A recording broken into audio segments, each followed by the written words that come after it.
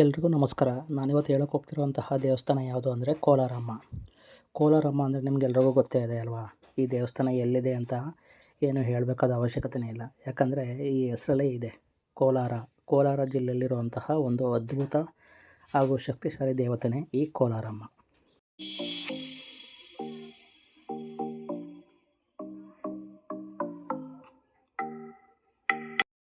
ಕರ್ನಾಟಕದ ಕೋಲಾರದಲ್ಲಿರುವ ಈ ಕೋಲಾರಮ್ಮ ದೇವಾಲಯವು 1000 ವರ್ಷಗಳಿಗೂ ಅಧಿಕ ಹಳೆಯದಾದ ಹಾಗೂ ಐತಿಹಾಸಿಕ ಮತ್ತು ಧಾರ್ಮಿಕ ಶಕ್ತಿಪೀಠವಾಗಿದೆ. ಈ ದೇವಸ್ಥಾನನ ಕಟ್ಟಿದವರು ತಲಕಾಡಿನ ಗಂಗರು ಅಂತಂದರೆ ವೆಸ್ಟರ್ನ್ ಗಂಗಾ ಡೈನಸ್ಟಿ ಇದ್ರಲ್ಲ, ಅವರು ಕಟ್ಟಿದ್ದು. ಈ ಬೇಗೂರಿನಲ್ಲಿರುವಂತಹ ಶಿವನ ದೇವಸ್ಥಾನ ಕಟ್ಟಿಸಿದ್ರಲ್ಲ, ಅದೇ ರಾಜರು ಇಲ್ಲಿನ ಕೋಲಾರಮ್ಮನ್ನು ಕೂಡ ಕಟ್ಟಿಸಿರೋದು. ಇದಾದಮೇಲೆ ಚೋಳರು ಮತ್ತು ವಿಜಯನಗರದ ಸಾಮ್ರಾಜ್ಯದ ರಾಜರುಗಳು ಜೀರ್ಣೋದ್ಧಾರ ಮಾಡಿದ್ದಾರೆ ಈ ದೇವಸ್ಥಾನನ. ಈ ದೇವಸ್ಥಾನ ಸೋಮೇಶ್ವರನ ದೇವಾಲಯ ಇದೆಯಲ್ಲ ಕೋಲಾರದಲ್ಲಿ, ಆ ಸಮಯದಲ್ಲೇ ಈ ದೇವಸ್ಥಾನವನ್ನು ಕಟ್ಟಿಸಿದ್ದಾರೆ ಅನ್ನುವಂತಹ ಉಲ್ಲೇಖ ಇದೆ.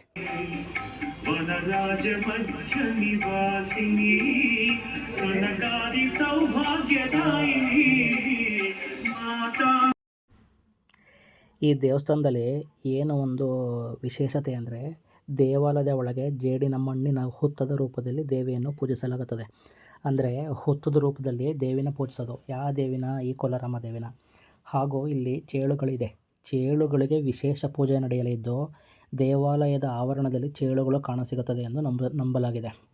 ಇಲ್ಲಿ ನೀವು ದೇವಸ್ಥಾನಕ್ಕೆ ಹೋದರೆ ಅಲ್ಲಲ್ಲಿ ಚೇಳಿನ ಚಿತ್ರಗಳಾಗಿರ್ಬೋದು, ಕೆಲವು ಕೆತ್ತನೆಗಳಾಗಿರ್ಬೋದು, ಪ್ರತಿಯೊಂದು ಕೆತ್ತನೆಗಳು ಕೂಡ ಸಿಗುತ್ತೆ.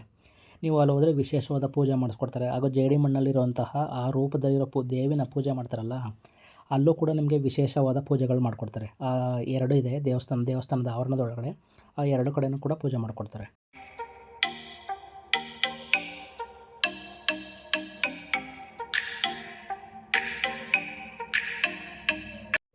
ಈ ದೇವಾಲಯದ ಗರ್ಭಗೃಹದಲ್ಲಿ ಸಪ್ತ ಮಾತೃಕೆಯರ ಪೈಕಿ ಒಬ್ಬರಾದ ಮಹಿಷಮರ್ದಿನಿ ಅಥವಾ ಚಾಮುಂಡಿಯ ಶಿಲ್ಪವಿದೆ. ವಿಜಯನಗರದ ರಾಜ ಅಚ್ಯುತರಾಯರು ಕೋಲಾರಮ್ಮ ದೇವಾಲಯದ ಹೊರಭಿತ್ತಿಯಲ್ಲಿರುವ ಶಾಸನವನ್ನು ಕೂಡ ಇಲ್ಲಿ ಬರೆದಿದ್ದಾರೆ. ಹಾಗೂ ಕೋಳಲದ ಭಾರ್ಗವ ಪರಶುರಾಮ ಅನ್ನುವಂತಹ ಪ್ರತಿಷ್ಠಾಪಿಸಿರುವ ಕೋಳಲ ದೇವಿಗೆ ಕೆಲವು ಗ್ರಾಮಗಳನ್ನು ಕೂಡ ದತ್ತಿ ಬಿಟ್ಟ ವಿಚಾರವನ್ನು ಇಲ್ಲಿ ದಾಖಲಿಸಲಾಗುತ್ತದೆ.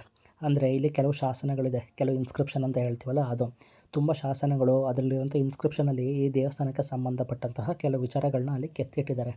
ಅಲ್ಲಿರೋ ಕಂಬಗಳಲ್ಲಾಗಿರ್ಬೋದು, ಪ್ರತಿಯೊಂದು ವಿಚಾರಗಳನ್ನು ಕೆತ್ತನೆಗಳ ರೂಪದಲ್ಲಿ ಅಥವಾ ಶಾಸನಗಳ ರೂಪದಲ್ಲಿ ಕೆತ್ತಿಟ್ಟಿದ್ದಾರೆ ಈ ದೇವಸ್ಥಾನದೊಳಗಡೆ.